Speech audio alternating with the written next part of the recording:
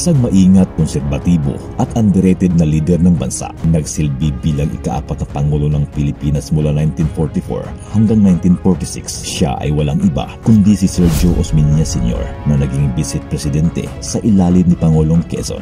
Sa biglaang pagkamatay ni Pangulong Quezon noong 1944, si Osmeña ang humalili sa pagkapangulo. Sa edad na 65, si Osmeña rin ang bukod tanging Pangulo ng nilbihan ng walang kasama o walang Vice Presidente at ang unang Pangulong nanggaling sa kabisayaan. Siya rin ang tagapagtatag ng pinakamatandang political party sa bansa at ang mukha sa 500 pisong papel. Pero alam niyo ba na si Osmeña lang din ang Pangulong pinanganak ng walang kinagisnang ama? Ngunit paano nga ba ito nangyari? At sino ba ang tunay niyang ama? Sa videong ito ay pag-usapan natin ang personal na buhay at politika ni Pangulong Sergio Osmeña Sr. Kaya't simulan na natin.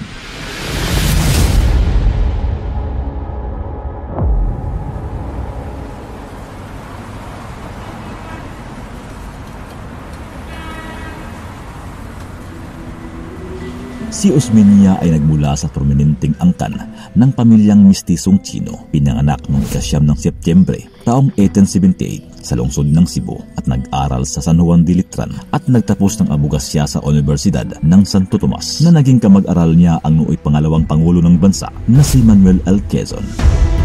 Matapos niyang mag-aral ng law sa Santo Tomas at naipasa ang bar exam taong 1903, itinatag ni Osmeña ang kanyang sariling Spanish language na pahayagan, ang El Nuevo Dia, habang nagsisilbing acting governor ng Cebu. Isa si Osmeña sa nagtatag ng pinakamatandang partidong politikal sa bansa, ang Nacionalista Party, taong 1907 at nahalal bilang speaker sa kapulungan ng mga kinatawan ng pinakaunang Philippine Assembly sa edad lamang na 29. Sa panahong iyon, si Osmeña lamang ang tanging Pilipino na naging opisyal sa ilalim ng American Colonial Government, nahalal bilang senador at naging Senate President taong 1923 hanggang 1933 nang sumiklab ang World War II sa taong 1941. Kasabay nito ang paglusod ng mga Hapon sa bansa. Isa si Osmeña sa mga lumikas patungong Estados Unidos kasama si Pangulong Quezon at si General Douglas MacArthur. Sa biglaang pagkamatay ni Pangulong Quezon sa Estados Unidos, agad na itinalaga si Osmeña bilang Pangulo ng Pamahalaang Commonwealth noong ika-1 ng Agosto taong 1944. Nang bumalik si Osmeña sa Pilipinas, una niyang binigyang pansin ang muling pagbangon ng Pilipinas sa pagkasira dulot ng ikalawang digmaang pandaigdig. Dito'y muli niyang pinanumbalik ang papel ng lehislatura ng pamahalaan kung saan naihalal si Manuel Rojas bilang Senate President.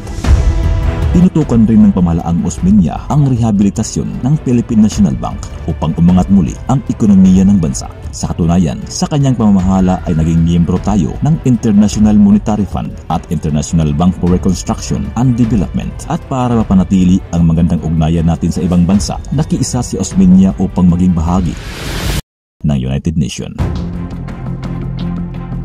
Muling kumandidato si Osmeña laban kay Manuel Rojas noong ika-30 ng Abril taong 1946. Sa panahong iyon ay malaki ang kumpiyansa ni Osmeña na hindi na ito mangampanya dahil alam niyang iboboto siya ng mga Pilipino dahil sa kanyang mga nagawa at sa tapat niyang pamamahala. Ngunit nagkamali si Osmeña, natalo ito kay Rojas at nanungkulan noong ika-28 ng Mayo taong 1946. Bumalik si Osmeña sa Cebu at nanatili hanggang sa huling sandali ng kanyang buhay. Umanaw si Osmeña sa edad ng 83 dahil sa sakit na pulmonary edema noong ika-19 ng Oktubre taong 1961.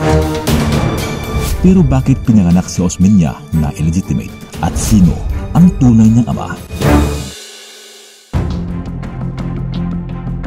Bagamat nakasulat sa ilang libro na si Don Pedro Ligot Chauco ang tumayong ama ni Osmeña, maraming mga espekulasyon o haka-haka ang kontra dito. Maging ang pamilya Osmeña ay nanatiling tikom ang bibig hinggil sa usaping ito at malimit itong pag-usapan. Pero noong kamakailan lang, nitong nakaraang buwan ng Hunyo, nagsagawa ang pamilya Osmeña ng mga pagsusuri sa pamamagitan ng DNA test. Ayon sa mga historian, si Sergio Osmeña Sr. ay anak sa pagkadalaga ni Juana Suico Osmeña na nanggaling sa prominenteng pamilya sa Cebu, kaya Osmeña pa rin ang naging apelyido ng ating bida. Dahil dito, maraming mga espekulasyon o haka-haka tungkol sa tunay na ama ni Sergio at isa na rito si Don Pedro Ligot Chauco na isang mayamang negosyanteng Chinese sa Cebu. Sa kabilang dako naman ay may isang espekulasyon sa posibleng ama ni Sergio sa katauhan ni Antonio Sanson, isang negosyante at may malawak na ari-arian sa Cebu. Ngunit kapareho ni Don Pedro, si Sanson ay may sarili na ring pamilya. Bilang pagunita sa ika-145 years na anibersaryo ng kapanganakan ni Sergio Osmeña Sr., nagsagawa ng DNA testing ang mga kaapu-apuhan upang tuluyan ng matuldukan ang mga chismis tungkol sa tunay na ama ni Sergio.